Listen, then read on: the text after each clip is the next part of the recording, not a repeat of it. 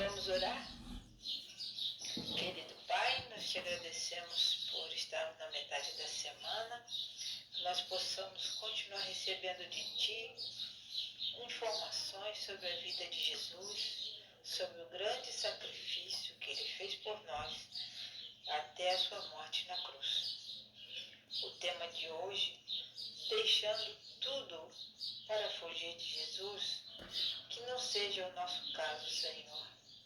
Que nós possamos ir ao encontro de Jesus e recebermos dele a informação necessária para que a nossa vida espiritual cresça cada vez mais. Nós te agradecemos pela tua palavra que nos ensina, nos motiva e nos ajuda a compreender melhor o plano da salvação. Em nome de Jesus, nós te agradecemos. Amém. Quarta-feira, 11 de setembro. Deixando tudo para fugir de Jesus. Pergunta número 4. O que aconteceu nessa passagem, que nós vamos ler, fazer em Libras, que foi tão importante, crucial para o plano da salvação? Nós vamos ler Marcos, capítulo 14, os versos de 43 até o 52. Essa passagem vem dizendo sobre a prisão de Jesus. Enquanto Jesus ainda falava, apareceu Judas, um dos 12. Junto com ele estava uma multidão armada de espadas e varas, enviados pelos chefes dos sacerdotes, mestres da lei e líderes religiosos judaicos. O traidor, Judas, havia combinado um sinal com eles. Aquele a quem eu saudar com um beijo é ele, é Jesus. Prenda-no e levem-no em segurança. Dirigindo-se imediatamente a Jesus, Judas disse: Mestre, e o beijou. Os homens agarraram Jesus e o prenderam. Então, um dos que estavam por perto puxou a espada e feriu o servo do sumo sacerdote, decepando-lhe a orelha. Disse Jesus: Estou eu chefiando alguma rebelião para que vocês venham me prender com espadas e varas? Todos os dias eu estive com vocês, ensinando no templo, e vocês não me prenderam.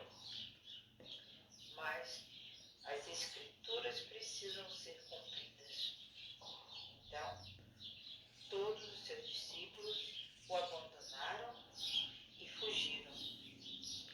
Um jovem, vestindo apenas um lençol de linho, estava seguindo Jesus.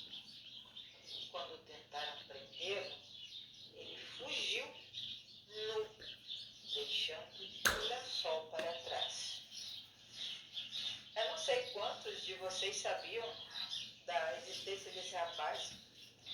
Eles estavam ali no meio dos discípulos, das pessoas que estavam primeiramente com Jesus, ali no Getsemane, tendo praticamente a última reunião com Jesus, não é? Então esse jovem, ele estava no corpo dele, cobrindo o corpo dele apenas com um lençol de linho. Interessante, né? Então quando eles tentaram prender esse rapaz também, ele fugiu, deixou o lençol para trás e saiu pelado. É interessante esse fato. Muitas pessoas não prestam atenção nisso, né? Mas, quando nós lemos esses versículos de Marcos 14, 43 até 52, essas coisas que aconteceram ali com Jesus foram extremamente agressivas, né? Já no começo. Então, Jesus templo, eu preguei o tempo todo em paz, vocês nunca me prenderam. Por acaso eu estou chefiando aqui, eu sou líder de alguma rebelião? Não era, né? Jesus era extremamente pacífico. E ele foi traído por Judas, né? Essa turma toda que estava ali de forma agressiva, com espadas e varas, né, paus, eles prenderam Jesus. E naquele momento, os discípulos realmente abandonaram Jesus, fugiram de medo, né? E Jesus foi levado naquele momento para ser julgado. E obviamente não foi um julgamento legal, né? Diante da lei, não teve nenhuma justiça o julgamento de Jesus. Isso, na verdade, é um fato chocante, né? Para todos nós, porque Jesus ele foi entregue, né, pelo Judas, que era um dos discípulos, e ele esteve com Jesus durante 3 anos e meio e viu que Jesus nunca teve a intenção de tomar o reino de Israel, de assumir o trono de Davi.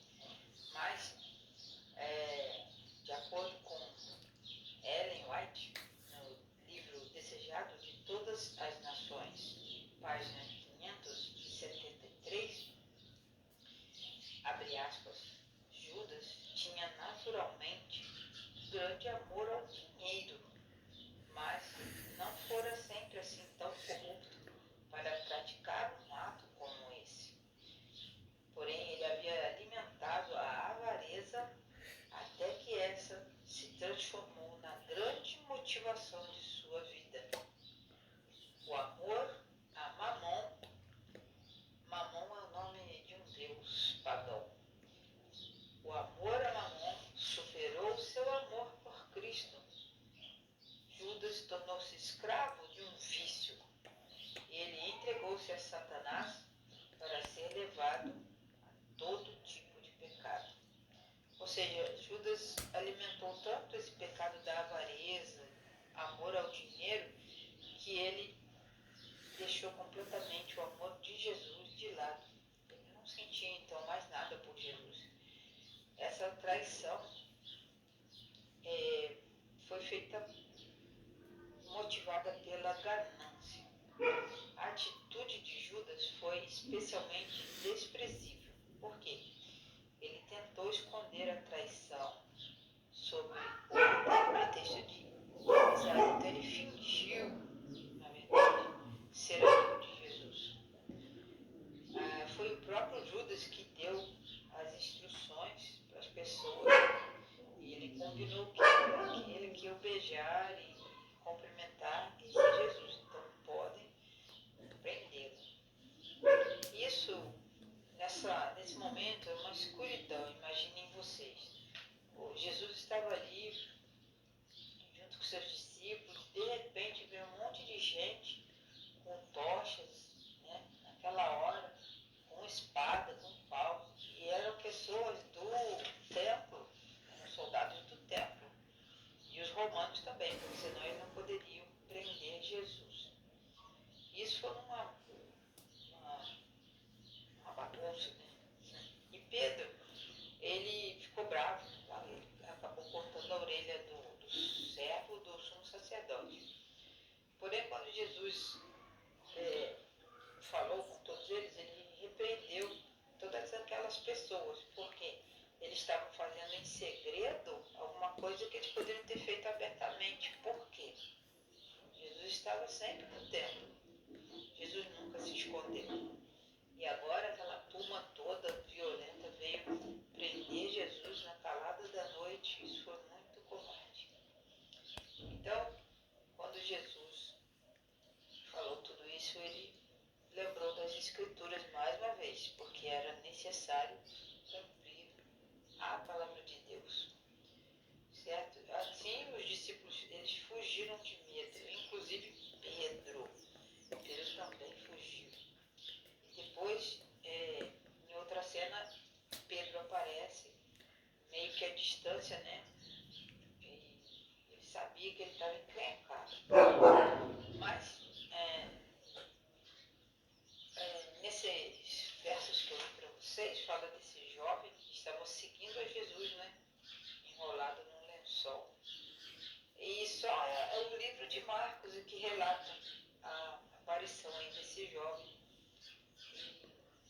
Alguns, de acordo com a nossa lição aqui, alguns pensam que era o próprio Marcos, mas isso é improvável, não tem como provar, porque o rapaz estava, né, envolto naquele lençol e quando viu que a coisa ia dar para o lado dele, ele também fugiu.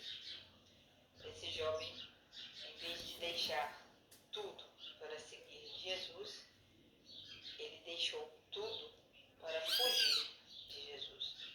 Então ele sumiu dessa cena e é estranho, né? Só Marcos comenta a respeito desse rapaz. Bom, o que nós temos que entender é que Judas, ele deixou a ganância tomar conta da vida dele. Ele amava mais o dinheiro, fama e posição. Isso causou, para ele um dano terrível, né? Porque no fim ele cometeu suicídio, né? Porque ele viu que Jesus foi levado, foi julgado de forma totalmente ilegal, com falsos testemunhos e outras coisas piores, foi açoitado e recebeu tantos castigos que ele não merecia. E Judas acabou, então, tirando a própria vida. E ele era, na verdade, um escravo do próprio pecado.